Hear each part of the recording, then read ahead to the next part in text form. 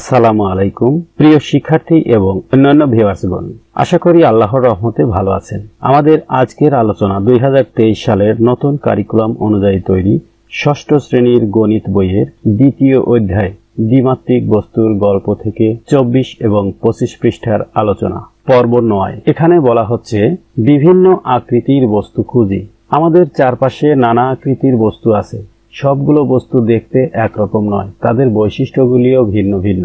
আজ আমরা নানা রকম বস্তুর আকৃতি ও বৈশিষ্ট্য সম্পর্কে জানব এবং তাদের মধ্যে মিল অমিল খুঁজে বের করব।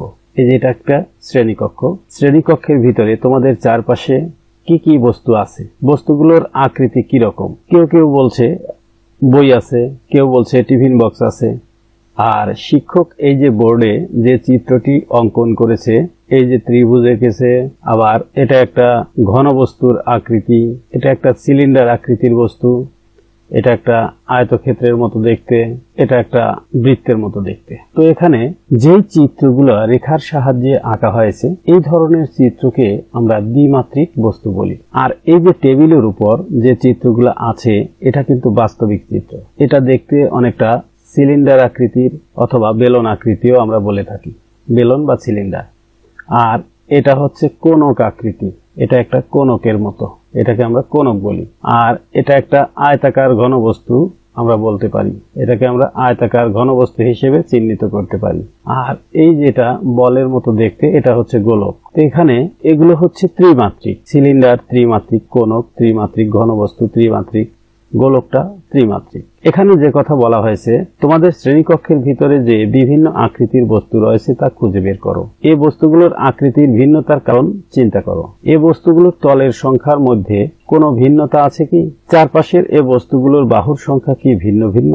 নিবিড়ভাবে পর্যবেক্ষণ করে এদের বাহু, এদের কোণ, বাহু এবং তল চিহ্নিত করতে চেষ্টা করো। পরবর্তী পৃষ্ঠায় কিছু চিত্র দিয়ে দিছে, ওগুলোকে আমাদের চিহ্নিত করতে বলছে। এটা শুরু করলাম 25 পৃষ্ঠা। 25 পৃষ্ঠায় বলা হয়েছে, চলো আমরা নিচের ছবিগুলো নিবিড়ভাবে পর্যবেক্ষণ করি এবং ছকটি পূরণ করি।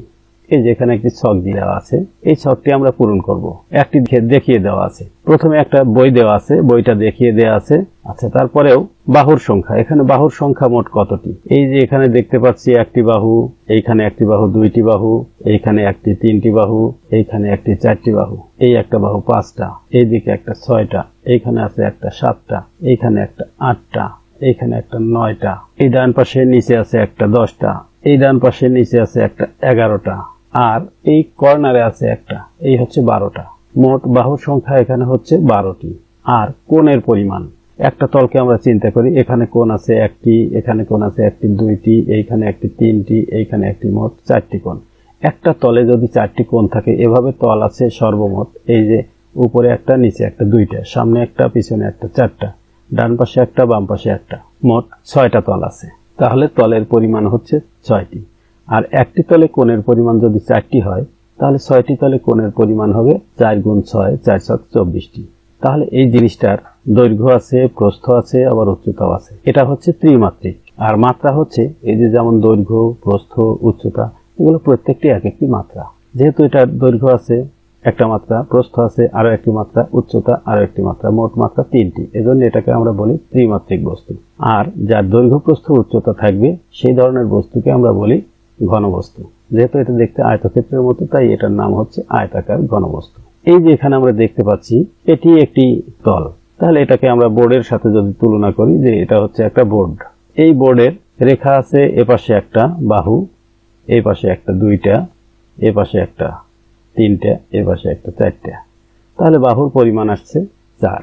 কোণ কয়টি আছে? এই যে একটি কোণ, দুইটি কোণ, তিনটি কোণ, 4টি কোণ। কোণের পরিমাণ আছে 4টি। তল কয়টি? একটি তল। আর এটা যেহেতু রেখার সাহায্যে আঁকা হলো, এটা হচ্ছে আয়তাকার, আয়তক্ষেত্র বলতে পারি। এটা হচ্ছে আয়তক্ষেত্র, আয়তক্ষেত্র। আর এটা হচ্ছে দ্বিমাত্রিক, এই বস্তুটা দ্বিমাত্রিক বস্তু। এরপরে দেখতে পাচ্ছি যে ম্যাচ বক্স, এটাকে আমরা বইয়ের সাথে যদি তুলনা করি, তাহলে একই হবে। এটা হলো দিয়াশলাইয়ের বক্স। তাহলে এর বাহুর সংখ্যা হবে 12, কোণের পরিমাণ হবে 24, তলের পরিমাণ হবে 6। তাহলে এটা একটি আয়তাকার ঘনবস্তু। এটাকে আমরা এটার সাথে তুলনা করে বলে দিলাম এটা আয়তাকার ঘনবস্তু। যেহেতু আয়তাকার ঘনবস্তু তাহলে এটা হচ্ছে ত্রিমাত্রিক। আর এই যে স্কেল বা রুলার দেখতে পাচ্ছি, এটা আমরা এই যে বোর্ডের সাথে একটা পিঠ, এটা হচ্ছে সমতল বস্তু। তো এটা যদি সমতল বস্তু হয় তাহলে এটার পিঠ আছে একটা, বাহুর কোণের পরিমাণ তাহলে 4টা, বাহুর পরিমাণও 4টা। এটা হচ্ছে রুলার বা স্কেল। তাহলে এটা হবে আয়তক্ষেত্র, এটা হবে আয়তক্ষেত্র, আর এটা অবশ্যই হবে দ্বিমাত্রিক। এই যে জিনিসটা দেখতে পাচ্ছি ফ্লাস্কের মতো, এটা একটা সিলিন্ডার আকৃতি, সিলিন্ডার বা বেলুন বলি। এই বেলুনের বাহুর পরিমাণ এই পাশে একটা, এই পাশে একটা। বেলুনের বাহুর পরিমাণ হচ্ছে 2টা। কোণ, বেলুনের কোনো কোণ নেই, কোণের পরিমাণ 0। আর তলকে এই উপরে একটা তল বলা হয়, নিচে একটা তল, আর এই চতুর্পাশের গোল আকৃতিটা হচ্ছে একটি তল। তাহলে সর্বমোট তলের পরিমাণ হচ্ছে 2 যোগ ওই গোলকেরটা 1, মোট দিয়ে 3টি তল। সিলিন্ডার আকৃতির যেহেতু এটার উচ্চতা বা গভীরতা আছে, তাহলে এটি একটি ত্রিমাত্রিক বস্তু, আর এটার নাম হচ্ছে সিলিন্ডার, সিলিন্ডার বা বেলুন। এই যে নিচে আমরা একটা চিত্র দেখতে পাচ্ছি, এটা হচ্ছে একটি ফটো ফ্রেম, কিন্তু ফ্রেমটার আকৃতি কিরকম? ফ্রেমটার আকৃতি চতুর্দিকে সমান, তাহলে বর্গ আকৃতি। বাহুর সংখ্যা 4, আর কোণের পরিমাণ আছে 1টা, 2টা, 3টা, 4টা। কোণের পরিমাণও 4, আর তল হচ্ছে একটা পিঠ, তাহলে তলের পরিমাণ 1। চিত্রটা একটি বর্গক্ষেত্রের চিত্র, এটা হচ্ছে দ্বিমাত্রিক বস্তু। আর এই যে দেখতে পাচ্ছি ফুটবল, তো ফুটবলের তো আসলে বাহু নাই, তো বাহুর সংখ্যা 0, এর কোনো কোণও নাই, কিন্তু এর গোল আকৃতির একটি তল আছে, তাহলে তলের পরিমাণ 1টি। এটার নাম হচ্ছে বল বা ফুটবল। এই জিনিসটা হচ্ছে ত্রিমাত্রিক। এই ছিল আমাদের আজকের ছোট্ট একটি ভিডিও। ভিডিওটি ভালো লাগলে লাইক, কমেন্ট ও শেয়ার করুন। ফিরছি আগামী পর্বে বাকি ভিডিও।